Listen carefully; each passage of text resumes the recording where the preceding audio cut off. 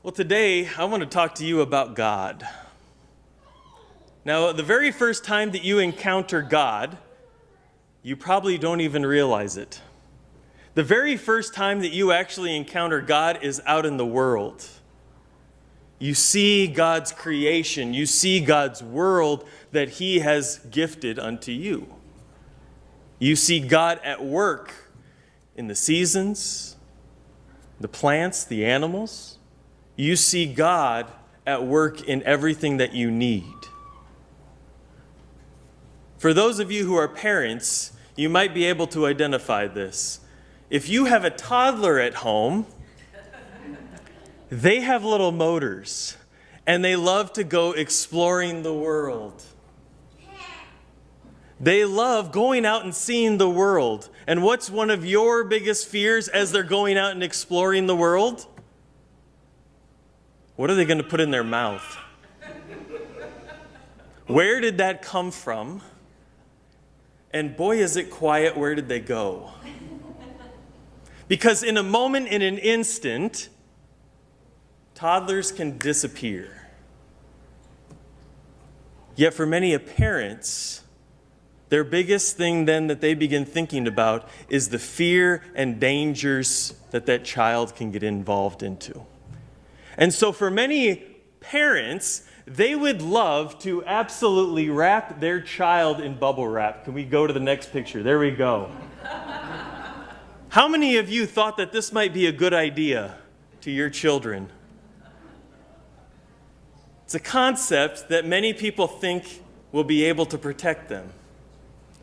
However, as that child grows up, you soon begin to realize you cannot protect that child. That there's certain things in their life that even bubble wrap cannot save them from. As they begin exploring this world, they begin seeing even more of this world has to offer. And they encounter many of the dangers. They need to learn how to interact with them, how to say yes, how to say no, and above all, how it is we create them ourselves. Many of the dangers that we encounter in this world become our false gods. Our false gods that confront us on a daily basis. Now, the second greatest false god that many of us have created is money, wealth.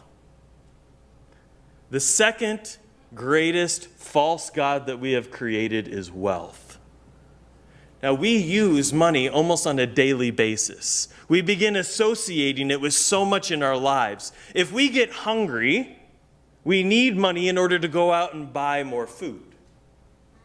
If we're cold or it's raining outside and we need a place to sleep at night, we need money in order to rent or buy some place to be able to stay the night, to be able to be warm and dry, in order to get cleaned up. So money becomes something that we continually come back to, that's something that we begin associating with our very basic needs. Money becomes something that we continually wish we had more of.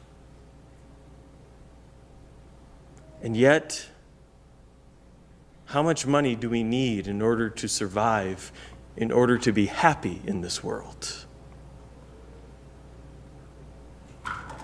It's a different answer for each and every one of us, because each and every one of us looks and views money in a different way. Jesus recognized this, and so when he talked to his own disciples, he spoke this word to them. For where your treasure is, there your heart will be also.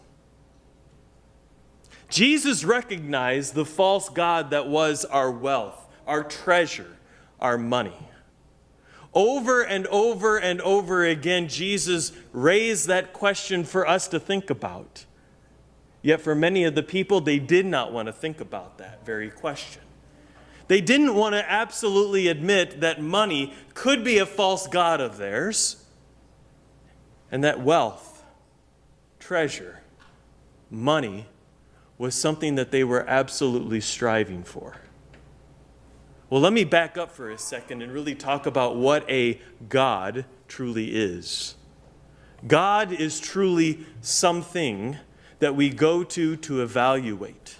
Something that we return back to as the source of all of our happiness, our joy, the celebrations that we may have. It's the thing that we turn to when everything seems to be falling apart around us. Money can be something then that we turn to on a fairly regular basis. Jesus recognized that and shared with us lessons of love in order for us to really, truly reflect on that. Now, another false god that many of us absolutely will strive for is power. Well, what does power typically look like? Controlling someone else. Power to be able to control, to bend them to your wills. Over and over again, power is something that we long to have. It means that we are able to control everything that is around us. Power is something that it becomes a false god that usually comes around out of fear. We're fearful of something else happening. Fearing that something else is going to fall apart, something greater is going to destroy us.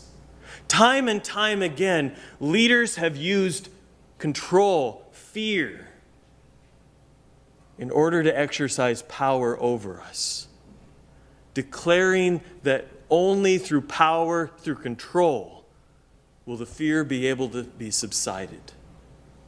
Oftentimes, fear is used by the leader in order to gain that power. This power and control and wealth are often tied together. We think about back in history, as we think of kings, as we think of rulers, they often controlled the wealth. They also held the power. They also controlled the message that was being delivered to us all. As we're thinking about this in our roles of discipleship, I want you to truly think about the tree that we have truly talked about. With this power and control, we find the very young seed, the very twig that is still striving and has fear of will they be able to survive the storms, the challenges, the obstacles that are around. This fear of survival is often where power and control often come around. And that second greatest false god, wealth, is also something we strive after. But think of the way God has truly created this world. It's here in this world where we encounter these false gods where we absolutely do not see God at work. God created this world that we might have everything that we need. Going back to that image of the tree produces the fruit and we are able to eat. We are able to have what it is we desire. We do not pay the tree in order to get the fruit. The tree does not use money in order to buy the nutrients or the water or anything else.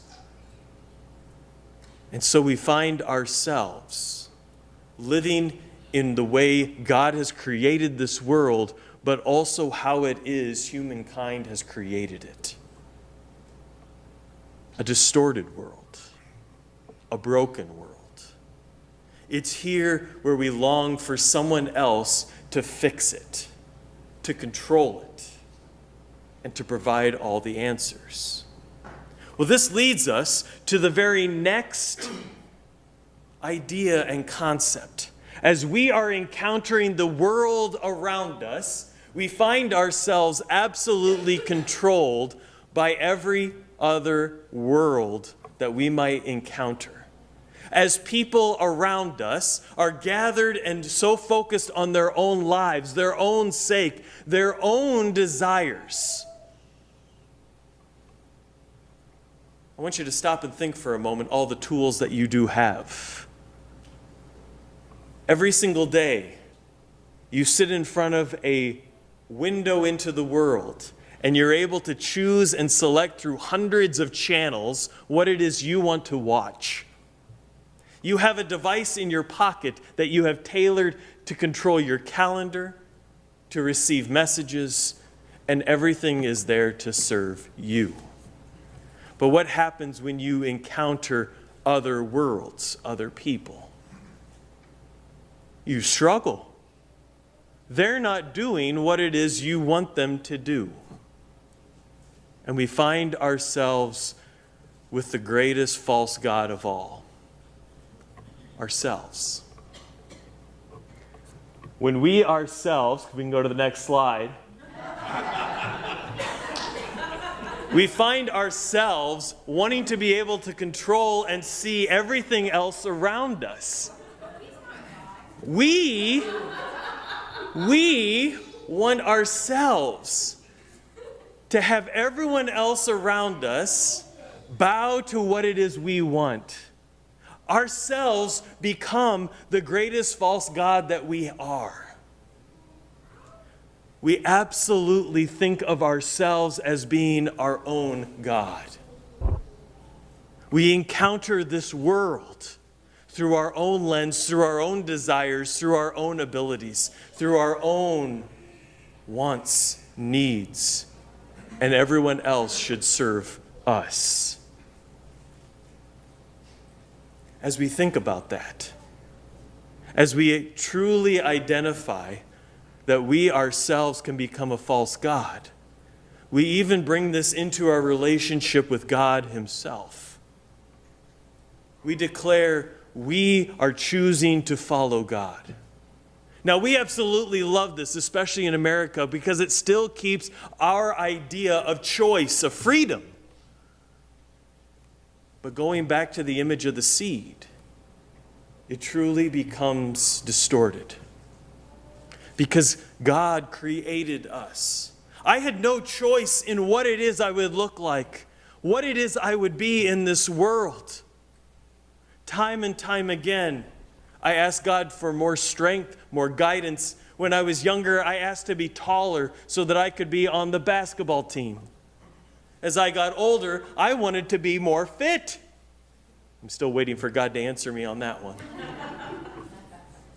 Over and over again, everything seemed to revolve around me. And yet, I began to realize how it is God is truly at work in the world, and how it is I am creating myself to be a false god. Even wanting to choose when or how or who becomes my God. As I engage in the Scriptures, as I open up in the Word of God every single day, I begin realizing how it is God is speaking directly to me. I began realizing how it is a daily devotion is kind of like exercise or even a diet. It's hard. You don't always know where to start, but we need to start. It's something that we know is good for us, and yet it's so hard. Where do I begin? What do I do first? A daily devotion truly is a time in which we have set aside to be with God. A time to give thanks in the morning that God has blessed us with this gift of a new day in which we are able to align our hearts with what God is truly calling us to be and do in this world. A time for us to really reflect and think not what it is I want to do today, but truly asking the question, God, what are you calling me to do today? At the very end of the day, that we're able to truly come into the Lord's presence and reflect upon the day as it has happened. To be able to think back on the ways in which we ourselves have been an instrument of God to be a blessing to others. A way in which we are able to clearly name the many blessings that God has first given to us today. And above all, give thanks that God has continued to walk with us. Over and over and over again. One day at a time, one step at a time. Will every step be perfect? Will every daily devotion be like a burning bush moment in which God is speaking directly to you? No. Sometimes in your daily devotion, the biggest thing that you will identify is that you are your own false god. Now that's a hard lesson to learn. And yet, it's one that we continually come back to.